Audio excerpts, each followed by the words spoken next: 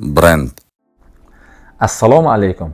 Bir mahsulot ishlab chiqaradigan bo'lsangiz, albatta uni o'z nomi, o'z brendi bo'lsin.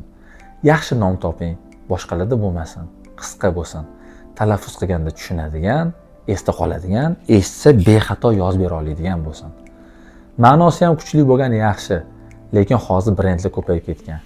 Ma'nosiz bo'lsa ham jarangli, esda qolarli bo'lsa yetadi. Faqat xalqaro miqyosda ham tekshirib qo'ying. Boshqa davlatlarning tilida yomon so'z bo'lib chiqmasin. Saytlari bo'shligini tekshiring.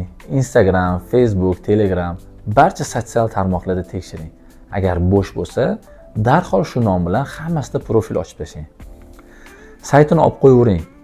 O'zingiz pasportingizga beradi, 10 yilga beradi, arzimagan pul ketadi. Keyin bu nomdan boshqalar foydalanmasligi uchun intellektual mulk idorasiga borib, ozgina to'lov bor shuni qilib, patentlashga berib qo'ying. Chunki bu ko'p vaqt oladi. Bu ishlarni o'zingiz qila olasiz, bemalol qila olasiz. Demak, ishlab chiqarish boshlaydigan bo'lsangiz, hozirdan nom haqida o'ylang.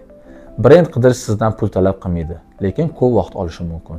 Asosiysi, ishlab chiqaradigan mahsulotingiz zo'r bo'lsin, ko'p aholi ola oladigan bo'lsin, talabga yarasha qilib chiqarib bering. Yaxshi niyat bu yog'i yurib ketadi. Eng muhimi, harakatdan to'xtamang. Nimaiki harakatdan to'xtasa, chirishga qarab ketadi. Salomat bo'ling.